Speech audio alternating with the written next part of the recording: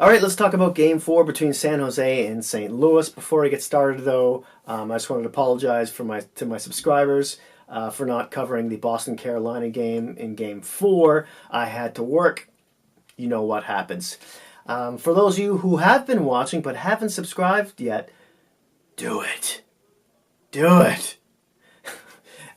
No, that wasn't creepy at all. Not at all. So St. Louis wins this one 2-1 against the Sharks. The series is now tied 2-2. Before we jump right into it, let me just talk about a few side notes coming into this game. The St. Louis Blues defenseman Vince Dunn, of course, is still day-to-day after getting a puck to the face in Game 3. He barely made it to the bench. He was bleeding all over the ice, and then he just fell, into the trainer's arms. It didn't look good, like he might have like a fractured orbital bone or a broken jaw or something. And yeah, they say he's day-to-day. Huh? I kind of don't, I just don't see him coming back in this series. And if he does, maybe it'll be a Game 7 or something with a full face mask. It looked bad. I'm not sure. Gunnarsson is filling in for him in this game from this point on forward anyway. And the Sharks are looking to win, going into this game, we're looking to win back-to-back for the first time since Game 6 and Game 7 against the Las Vegas Knights there in the first round. Sorensen is also back in for the Sharks in this one. And Justin Braun, the San Jose Sharks defenseman, got hit. This is an interesting little fact. He got hit 11 times in Game 3, and he looked woozy towards the end of the game. He was making some bad plays, giving the puck away. So that was sort of something to watch, because every game in this series, and for a while now, St. Louis has just come out like gangbusters in the first period, just hitting everything that moves. And St. Louis Blues coach Berube has mentioned, and openly the media caught wind of it, but he told his players to stop commenting on the Game 3 controversy because they just look like a bunch of sore losers. So credit to him for taking the high road there. And I know I can even just put out another video just on that hand pass, but because there's a lot to talk about. Maybe I'm too little too late for that. But let's get into the first period here. So we're not even 35 seconds in. St. Louis starts their fourth line, and that's made up of Steen, Barbashev, and Sundqvist. And they look really good. They look really good in this series.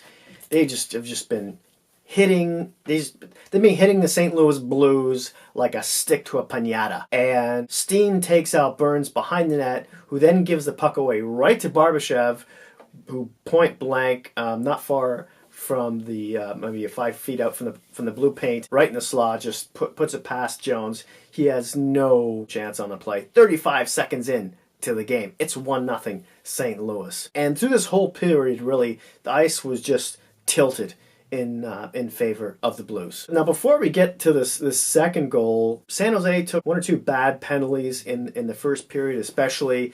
Dillon takes one at one point, the defenseman from the Sharks, for holding the stick.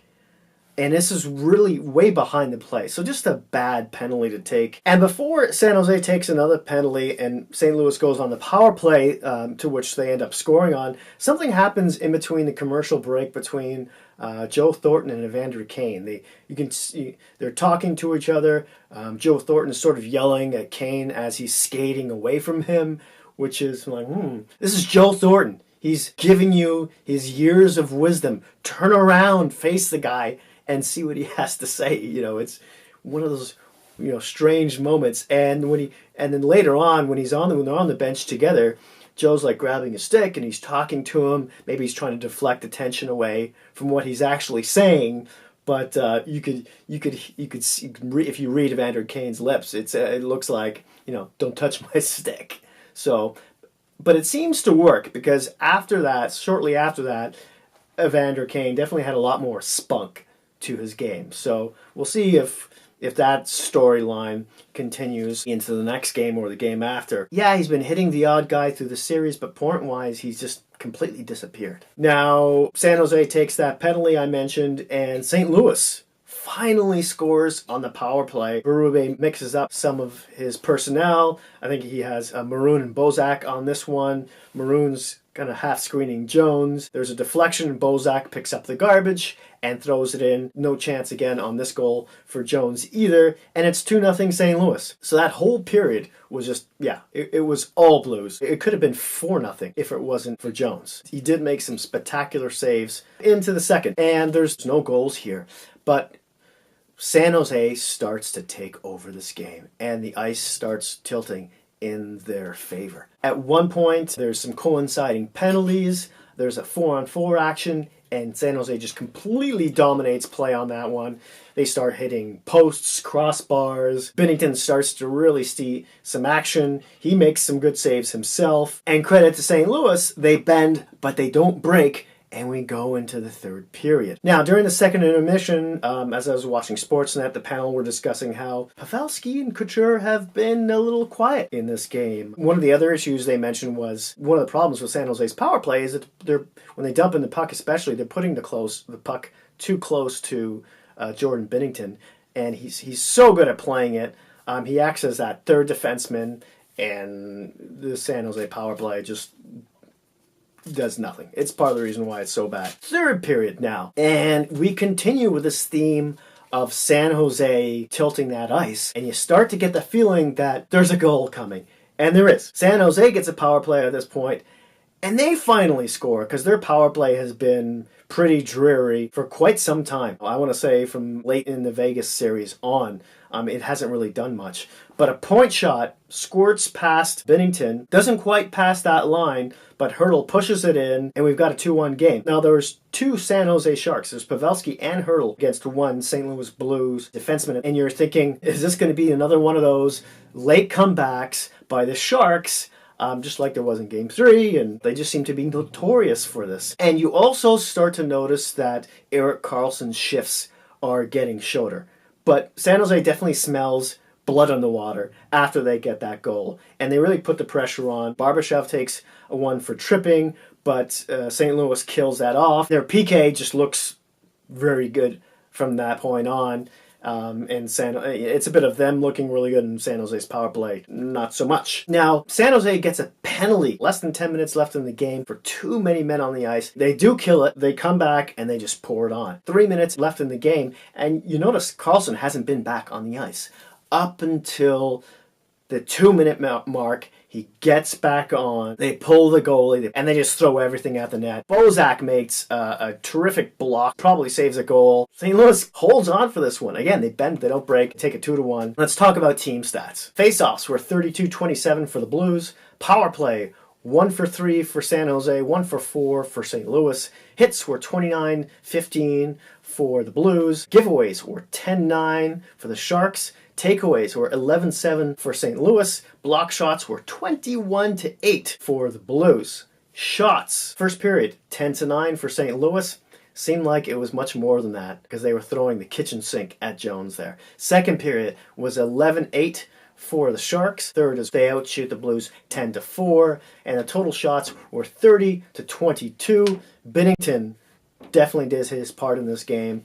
Speaking of which, let's talk about goalies. He gets the win, saves 29-30 with a .967 save percentage. He has another great bounce back game after a loss. He's now 10-7. Jones takes the loss, saves 20-22, but he really earned his paycheck in that first period alone for sure, even though he only has a .909 save percentage. This game was not his fault. He's now 10-7. The penalties in this game, in the first were 2 for the Sharks, none for St. Louis. In the second was 1 for the Sharks, 2 for St. Louis, and in the third it was 2 apiece for each team. The 3 stars of the night were all St. Louis Blues. The first one, of course, was Binnington. The second was Bozak with 1 goal, and who's even in the plus-minus category. He had 15-28 of ice time. And the third star goes to Paryenko, who had another terrific game. He'd been playing well all playoffs, really. He was a +1 with 24-59 of ice time. You think the Leafs almost traded William Nylander for Paryenko at one point. There was a lot of talk about that, but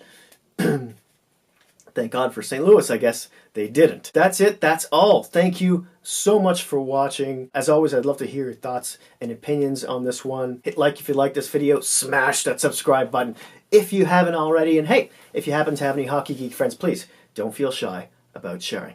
Thanks again. I'll see you soon.